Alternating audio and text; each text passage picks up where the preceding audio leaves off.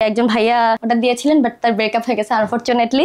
কিন্তু এইটা হচ্ছে গিয়ে যার বার্থডে থাকে বা যার অ্যানিভার্সারি থাকে সে ওই ডেটটাও এখানে লাভ রিয়াক্ট দেয়, বাকি পুরোটা ক্যালেন্ডারটা একটা স্মৃতি হিসাবে রেখে দেয় আর কি ফ্যামিলি। আমার যে ফ্রেন্ড সেই আমার এখন হাজবেন্ড, জানি না ও ইন্সপিরেশন দেওয়ার পরে আমার কাছে মনে হলো যে এটা সেল করে দেখি বা আপলোড দেই অ্যাটলিস্ট। পরে আমি আপলোড যখন দেই তখন মানে প্রথম মাসেই আমার প্রায় 20টা অর্ডার চলে আসছিল। নিজেও অবাক হয়ে গেছি যে আসলে মানুষ এটাকে এত পছন্দ করতেছে বা এটাকে আসলে এত ইউনিক। আমার হাতের কাজ মানুষ পছন্দ করতেছে, এটা আমার মধ্যে আসলেই অনেক ভালো লাগার কাজ তৈরি করছে। পরে যখন আমি আমার ওই ফ্রেন্ডকে বললাম যে এই দেখ আমার আসলেই মানুষ আমার এটা পছন্দ করতেছে বা মানুষ চাইতেছে, এটা দেখছিস আগেই বলছিলাম তোর মধ্যে অনেক প্রতিভা আছে, তুই শুধু ফুটায় তুলতে পারতেছিস না, বা তুমি চেষ্টা করো ফুটায় তুল, মানে হয়ে যাবে, তুমি কোনো ভয় পাও না কোনো কিছু নিয়ে। আমি ভয় পাইতাম যে কিভাবে শুরু করবো, বা আমার কাছে তো টাকা নেই, কারণ আমি আমার প্রথম হুপার্টের যে ম্যাটেরিয়ালস কিনেছিলাম এগুলা আমার কোরবানির ঈদের টাকা থেকে 500 টাকা রেখে আমাকে বলে যে আম্মু 500 টাকা দাও, আমার দরকার আর কি, এই বলে আম্মুর কাছ থেকে 500 টাকা রেখে আমি তাও আম্মুকে বলছি যে যাও আমার ঈদের ড্রেস যেই টাকাই হোক না কেন তার থেকে 500 টাকা কমে তুমি আমার ড্রেস কিনে দিও, এই 500 টাকা আমাকে দাও। আমি যে নিউ মার্কেট যে ওই 500 টাকার মধ্যে আমি মনে হয় 4-5টা হুপ কিনতে পারছিলাম, আর সুতা, গাম, গ্লু গান এগুলো সব কিনে আমি কাজ শুরু করছিলাম। ওই 500 টাকার সেলে ভাইয়া আমার হচ্ছে গিয়ে আর কখনো নিজের থেকে ইনভেস্ট করা লাগে না, আমি আমার প্রফিটের টাকা থেকেই আলহামদুলিল্লাহ রিইনভেস্ট করতে পারছি এবং আস্তে আস্তে আমার বিজনেসটা অনেক ভালো গ্রো হয়েছে। এত খুশি ছিলাম যে মানুষ এটাকে এত পছন্দ করতেছে এবং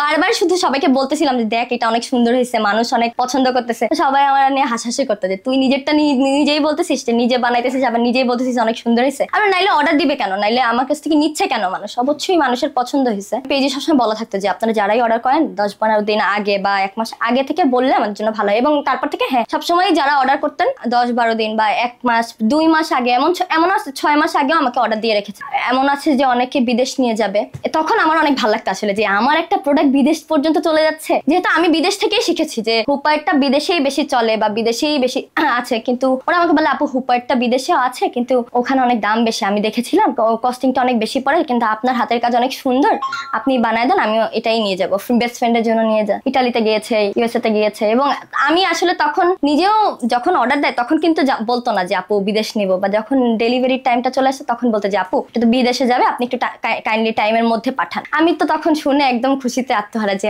আলহামদুলিল্লাহ যে আমার প্রোডাক্ট কেউ জানুক আর না জানুক, কিন্তু আমি তো জানি যে আমার এই প্রোডাক্টটা অদূর দূরে যাচ্ছে আর কি। এটা অনেক ভালো লাগার জায়গা আমার। বেশিরভাগ ছেলেরা অর্ডার করে, আমি দেখেছি গার্লফ্রেন্ডের জন্য অর্ডার করে, প্লাস ওয়াইফরা যখন হাজবেন্ডের জন্য অর্ডার করে, যাদের অ্যানিভার্সারি থাকে, বার্থডে থাকে, তারপরে হচ্ছে গিয়ে বেস্ট ফ্রেন্ডের জন্য অর্ডার করে। এমনও অর্ডার করেছে যে ছেলে বেস্ট ফ্রেন্ডের জন্য হুপার্ট অর্ডার করেছে, এক বন্ধুর কাঁধে হাত দেওয়া এবং উপরে লেখা ছিল, প্রত্যেকেই একটা টাইটেল দেয় যে এটা ওইটা, তো ওই ভাইয়া লিখেছিল যে পরের জন্মে ভাই হইস। তখন আমার অনেক ইমোশনাল লাগছে যে আসলে বন্ধুর জন্য এতটুকু করে। ছেলেদের বন্ধুত্ব তো আসলে সচরাচর গিফট আদান প্রদানটা দেখা যায় না, তো ওইটা আমার কাছে অনেক ইমোশনাল একটা স্টোরি ছিল। তো এমন হয়েছে যে একটা কাস্টমারের হুপার্ট করছে, তখন আমার ভুল হয়ে গেছে। এখন আমি কি করবো, এটা আমার তো কোনোভাবে কভার করা লাগবে। আমি তারপরে সেই একটা ভুলের জন্য আমার পুরাটা হুপার্ট, মানে যতটুকু এরিয়া আমার ওনার উপরে ছিল ফাঁকা, ততটুকু এরিয়া আমার লাভ লাভ লাভ লাভ লাভ শেপ দিয়া করা লাগছে, যাতে উনি ওটা না বুঝে যে ওখানে ভুল হয়েছে। উনি বুঝেনি, কিন্তু ওটার জন্য কিন্তু আমার আলাদা টাইম লাগছে এবং এই